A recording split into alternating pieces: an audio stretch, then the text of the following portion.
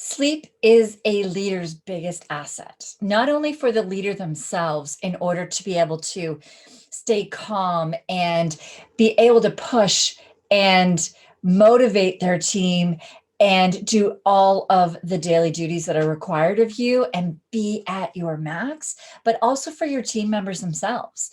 When they are not sleeping, they tend to make more mistakes. They're more combative. They're not able to be as productive, and you're not able to get as much out of them. As a first responder, it is often thought that sleep issues, sleep struggles are just a part of the job. And I am here to tell you today that they aren't. So we will be diving in. I am Andy Clark and CEO and founder of 911 Lifestyle, where we work with first responders all over North America, UK, and Australia, helping you guys reverse and prevent burnout so you are able to get a better sleep, work on that motivation and drive, anxiety going down, calm your gut, and get that energy back up so you have enough energy for your entire shift and more remaining for your family. So let's dive into today's topic. Sleep is one I hear all the time from you guys that this is just part of the job. But when it gets to the point where you guys are getting 4 or 5 hours, some that come to us have 1 to 2 hours sleep before their body is waking them up. I don't have to tell you about sleep deprivation. You guys know. You know the risk factors. You know how it is relative to somebody drinking alcohol and all of the effects that happens on them. The risk that puts to your team on the road and your effectiveness as a leader is imperative to not only the amount of sleep you get, but the quality of sleep that you get. So let's just start into first as to why sleep is becomes such a struggle for many of you. So understanding first, you have 3 different parts to your stress system. We're going to be focusing on the hormonal aspect. So you have part of this in the frontal lobe of your brain. You have your brain. You also have a pineal gland in the frontal lobe of your brain. And just above your kidneys, you have these adrenals, which are the size of a grape and the shape of a walnut. So if any of you have low back pain ever, where it's aching, when you're under stress, it's quite often your adrenals just giving you a sign that they would like a little bit of support. And these adrenals, your pineal gland, and this frontal lobe of your brain are responsible for 50 different hormonal responses. The ones we're going to be talking about today is your cortisol and your glucose and melatonin. Cortisol is your stress hormone and your energy hormone. Glucose is your blood sugar, so it gives you that energy to fight that fight. And then you have your sleep hormone, melatonin. So you're going on 24, 12-hour shifts, days, nights. You're sleeping, if you're able to ever, depending on your service, in the evenings on how busy it is, get a call anytime. Your body has no idea which end is up. For a civilian, normally, nighttime they sleep, daytime they're awake. So their body can usually get into a rhythm, even if once in a while it's thrown off. It can get into a really good rhythm. But in your job, you can't. There's no way to do that on its own naturally. So your frontal lobe of your brain is where that extra cortisol and energy hormone likes to sit. And it has no idea when it's supposed to be shutting down. When it shuts down, that's when your natural melatonin kicks in, which is your sleep hormone, and it starts getting your body ready to start falling asleep. When you have this extra cortisol floating around in that brain of yours, your mind won't shut off. You start having totally random thoughts that won't stop because your body thinks that you're awake. It could be everything, your to-do list, thinking about cleaning your car, anything like absolutely basic. It can also go into remembering traumatic calls and things such as that. So it can go all over the gamut. And one night it can be worse, and another night it can just be absolutely random thoughts, one to another, where you cannot shut it off. Tossing and turning. We hear from guys sometimes an hour and a half, 2 hours, if even. That is sometimes a good day for them. So being able to shut off your brain when you're having those revolving thoughts, that's your cortisol not knowing which end is up.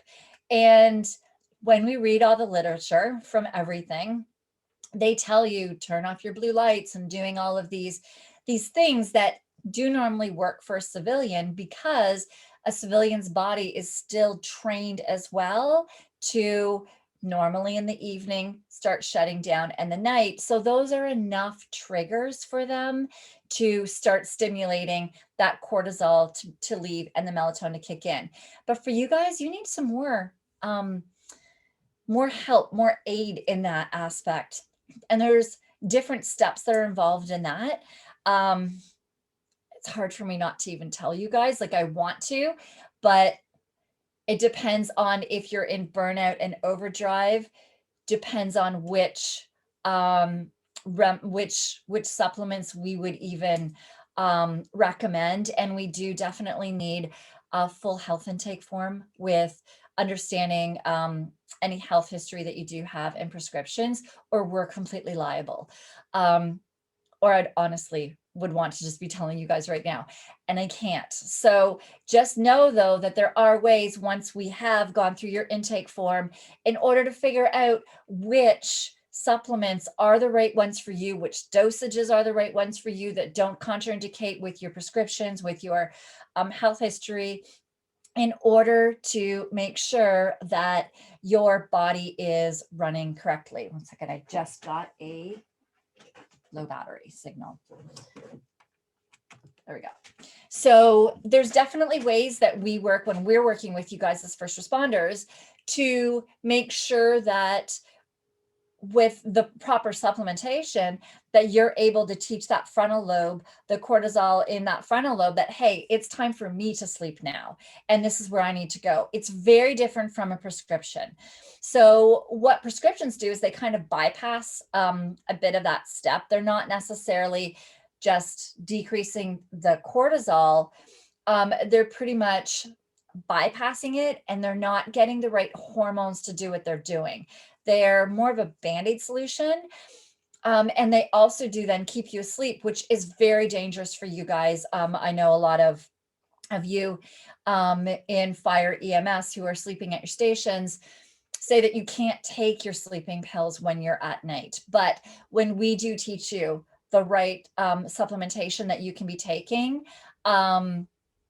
it makes a huge difference on being able to get your body just sending those signals. But if a call comes on, you can wake up, you're totally alert. There's no issues at all with that. And then the other thing is waking mid-sleep. So waking mid-sleep is an entirely different situation. So when we started, I said we were going to be talking about cortisol and melatonin, which we've done, but we haven't talked about glucose. So through your career, every time that your body sees a stress, that stress pushes out cortisol and pushes out glucose into your body so that you can fight that fight and have the fuel for that fight. The thing is that your body cannot tell the difference between something that's mentally taxing you. So even just putting on your uniform to start your shift, you have to mentally prepare for anything that may happen. There could be somebody in admin that really grates on you. There could be situations at home, family guilt, problems with your kids, health issues, relationship issues, all of these things that you're thinking of. And then when you get into that leadership position as well, you're in charge of a whole bunch of guys, and they may not be sleeping. They may have other health issues, other stress issues that we go into in other trainings. And it is affecting them on the job, which reflects on you. So you may be having all of these mental stressors that keep pushing out this glucose into your body all the time. And what happens is it really does mess up that glucose system. So you're supposed to have enough glucose for 8 hours of sleep. But what happens is over time, that starts dysregulating itself. and you start running out at 7 and 6 and 5. The average we hear is like 4 to 5 hours where a lot of you get, but we have guys that come to us that they only get 1 to 2 hours in a chunk before their body wakes them up, even with their prescriptions, because two different things. Prescriptions get them to fall asleep. The waking mid-sleep is a different system. So quite often that system will wake them up even with their prescriptions. And so we make sure, so your body is waking you up saying, hey, we're in a crisis, we're in a blood sugar low, we have no fuel, we're on empty, and it thinks it's a major crisis, so it's not going to let you go to sleep until you get your fuel back up. So you can go and eat, trying to make sure that it is a good quality food and it will allow you to fall asleep, but you're just going to keep repeating the cycle until you go back, support your stress system, and get your body to stop pushing out that stress day after day after day, getting more control over your stress system so that when you are putting on your uniform and you feel yourself getting a bit stressed, or when you are talking with somebody who may be hard to lead, then you feel that blood boiling, you'll be able to switch out of it. Okay, so there's ways that we teach you. It takes time to be working these systems. It's we start working a lot of your nervous system, and that's just like in the gym, but there's different steps to be going through with that.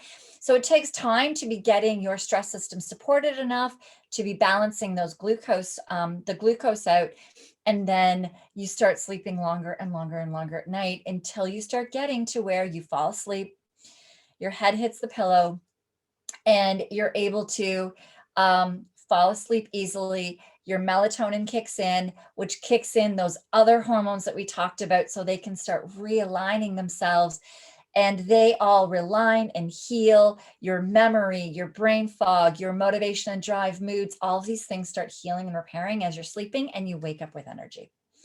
So there's a process to it. It's not a one-stop shop. If it was just as quick as easy as the couple of supplements at the start, then everybody would just be doing that. There are different steps that we need to take as we're going along, but it's absolutely possible if you know how to do those steps in the right order in order to get that cortisol leaving your brain, shutting down those thoughts, falling asleep, regulating your blood sugars.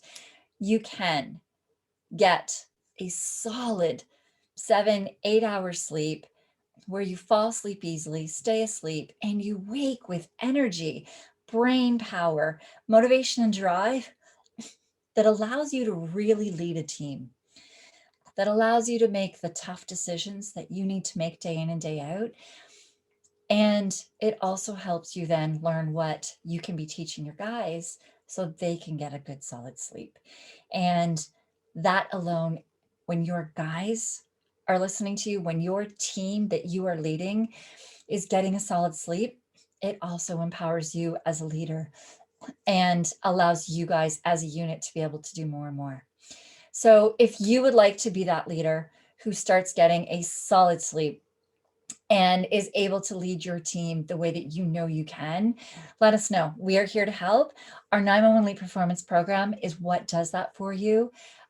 We can help you. Just email us support@911lifestyle.com, and we will ask you a couple of questions, find out if you're a candidate for best results in the program, and hop on a call with you in order to really make sure that you are a good candidate, that we're a good fit, that we work well together, and answer any questions that you do have about the program. Again, that's 911lifestyle.com, and we look forward to hearing from you.